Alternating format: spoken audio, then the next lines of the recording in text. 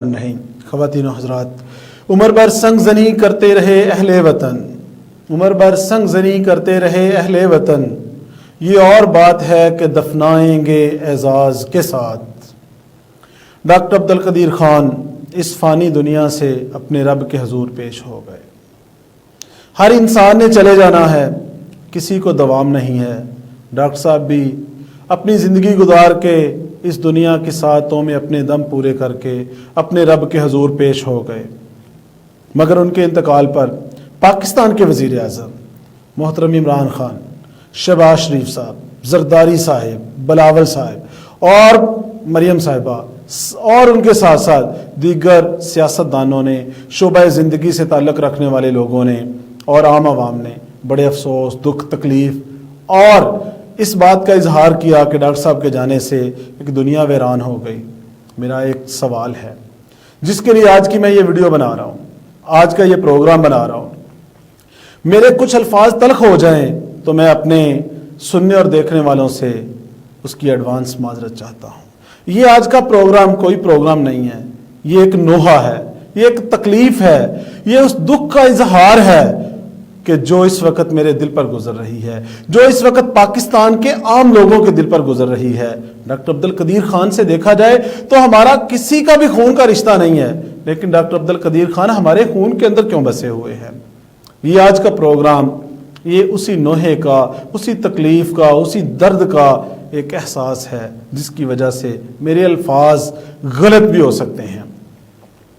سب سے پہلی بات، ہم اپنے پاکستان کے وزیر اعظم، پاکستان کے اپوزیشن لیڈر، پاکستان کی سیاسی جماعتوں کے قائدین سے شروع کرتے ہیں۔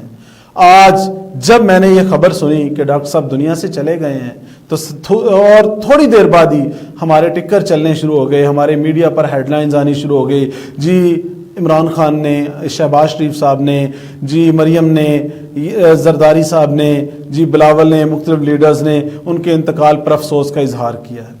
میرا سوال یہ ہے کہ یہ ان کے انتقال پر افسوس کا اظہار کیوں کر رہے ہیں؟ ان کو تو خوش ہونا چاہیے۔ ان لوگوں نے تو لمحہ لمحہ ڈاکٹر صاحب کو مارا ہے۔ اس میں کسی پارٹی کو، کسی ایک بندے کو دوش نہیں دیتا۔ آپ پچھلے 15 سال لے لیں، ڈاکٹر صاحب کو ایک کٹہرے کے اندر کھڑا کر دیا گیا، ایک 70-72 سال کا بزرگ، وہ ایسا انسان جس نے اپنا سب کچھ پاکستان کے لیے قربان کر دیا، جو اپنی اتنی شاندار ملازمت چھوڑ کے پاکستان کے اندھیروں کو روشن کرنے کے لیے پاکستان میں آ کے بیٹھ گیا، آج اس کے انتقال پر یہ منافقانہ افسوس کا اظہار کر رہے ہیں۔ ان لوگوں کو تو ہونا یہ چاہیے، آج رسم دنیا بدل دینی چاہیے۔ اگر ان میں سے کوئی بندہ ان کے جنازے میں جائے تو ان کو تو پکڑ کے جنازے سے باہر نکال دینا چاہیے۔ 15 سال ڈاکٹر صاحب نے جس تکلیف اور اذیت سے گزارے، وہ ایک قوم کا ہیرو، قوم کا مجرم بنا کے پیش کر دیا گیا اور یہ لوگ خاموشی سے دیکھتے رہے۔ یہ جب اپوزیشن میں ہوتے تھے تو ان کے لیے نعرے بھی بلند کرتے تھے، ان کے لیے بھی باتیں بھی کرتے تھے، لیکن 5 سالہ دور ہے محترم آصف علی زرداری کا، انہوں نے ڈاکٹر صاحب کے لیے کیا کیا؟ ڈاکٹر صاحب کو کون سی عزت دی؟ ڈاکٹر صاحب کے لیے کون سا ایسا مقام پیدا کیا کہ آج یہ افسوس کا اظہار کر رہے ہیں؟ 5 سالہ دور ہے محترم نواز شریف صاحب کا، انہوں نے کون سا ڈاکٹر صاحب کے لیے عزت کے مینار کھڑے کر دیے؟ اور یہ ہمارے محترم اس وقت جو بلاول صاحب یا اور ان کی اگلی نسل میاں نواز شریف کی محترمہ مریم نواز صاحبہ، ان کے لیے افسوس کا اظہار کر رہی ہیں۔ آپ لوگوں کو تو خوشیوں کے شادیانے بجانے چاہیے، کس بات کا آپ افسوس کر رہے ہیں؟ اور محترم ہمارے اس وقت کے وزیر اعظم، جن کے پاس نعرے، دعوے، تقریریں، سارا کچھ وافر مقدار میں موجود ہے، 3.25 سال ہو گئے ہیں، خان صاحب نے کیا کر دیا؟ ڈاکٹر صاحب کو کھڈے لائن لگایا ہوا ہے۔ ڈاکٹر صاحب کا تو وہ ان کی طرح ان کو وہ بھی پروٹوکول نہ دے سکے جو پچھلے دنوں ایک فنکار عمر شریف کو دے دیا گیا۔ ان کے لیے آپ کے پاس چند الفاظ تسلی کے بھی نہیں تھے، اور آج آپ کہہ رہے ہیں کہ سارے وزیر جائیں ان کے انتقال پر افسوس کریں، ان کی نماز جنازہ میں شرکت کریں۔ کیوں کریں؟ کس لیے؟ اور اس کے بعد ایک اور چیز آتی ہے ہمارے معاشرے کی طرف، ہم لوگوں کی طرف۔ ہم لوگ من حیث القوم، میری بات کا بے شک جس نے غصہ منانا ہے منا ہے، جس نے مجھے گالیاں نکالی وہ بھی نکال سکتا ہے، لیکن آج میں ڈنکے کی چوٹ پر ایک بالکل صاف ستھری بات کرنا چاہوں گا کہ ہم من حیث القوم منافق ترین قوم ہیں۔ میرے الفاظ جس کو برے لگتے ہیں لگ جائیں۔ ڈاکٹر صاحب آپ جانتے ہیں کہ کن حالات میں بھوپال میں پیدا ہونے والا وہ ہیرا جب جرمنی کے اندر اتنی عزت سے، رسپیکٹ سے رہ رہا تھا، تو میرے قصور کا ایک ایسا بندہ جس نے اپنی ساری زندگی جو بھی کیا لیکن پاکستان پر ایک ایسا احسان کر گیا کہ رہتی نسلیں اس عظیم انسان کی احسان مند رہیں گی۔ قصور کا ہیرا عابد سیٹھ جب جرمنی میں جاتا ہے تو ڈاکٹر صاحب کی منت بھی کرتا ہے، ترلے بھی لیتا ہے، ہر طرح سے ڈاکٹر صاحب کو سیٹسفائی کرتا ہے کہ آپ کا وطن آپ کو پکار رہا ہے، اور ڈاکٹر صاحب اپنی شاندار ملازمت چھوڑ کے اس پاکستان میں آ جاتے ہیں۔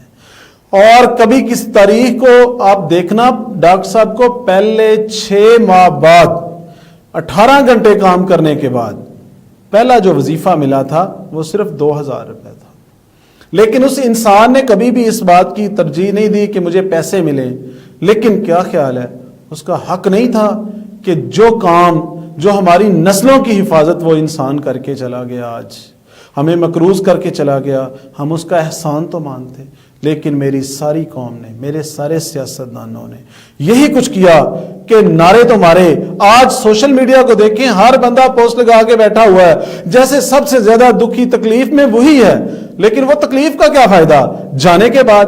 ہم مرنے والوں کی پوجا کرتے رہیں گے، ہم زندہ لوگوں کو کبھی بھی اپریشیٹ نہیں کریں گے، ان کا حق کبھی بھی ان کو نہیں دیں گے۔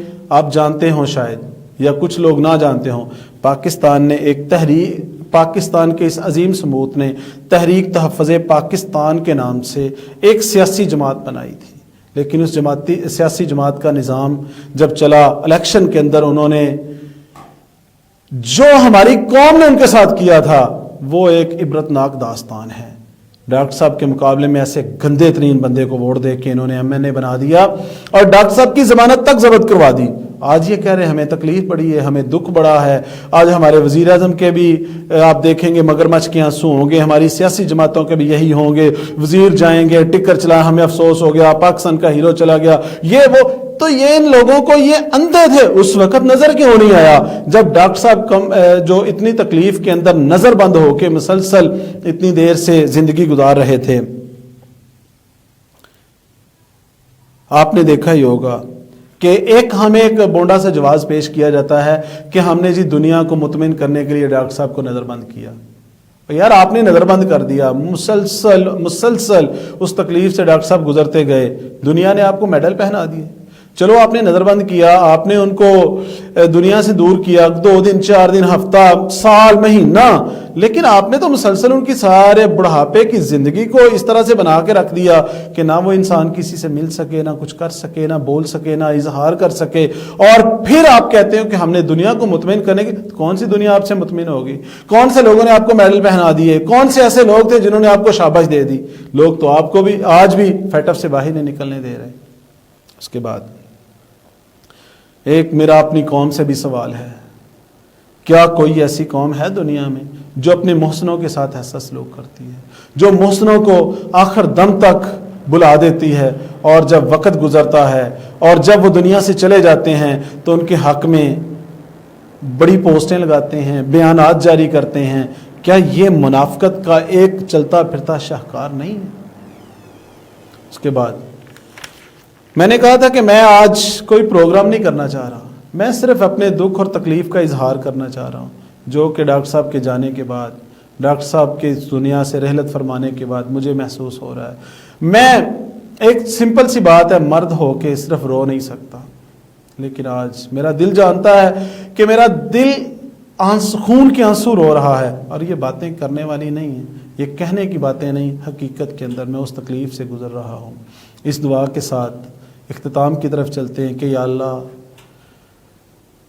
کوفیوں والے جیسے لوگوں میں ڈاکٹر صاحب زندگی گزار کے گئے، یا اللہ ان کی مغفرت فرمانا اور ان کو اس مقام تک پہنچانا جو ان کا واقعی حق ہے، ان کی مغفرت فرما کے جنت الفردوس کے اللہ علیین درجوں میں ان کو جگہ دینا۔ ہم لوگ تو ان کی قدر نہ کر سکے، لیکن یا اللہ تو اپنے بندوں کی قدر کرتا ہے۔ ڈاکٹر صاحب ہم گنہگار ہیں، ہم آپ کے مجرم ہیں، اور یہ رہتی دنیا تک پاکستانی معاشرہ آپ کا مجرم رہے گا۔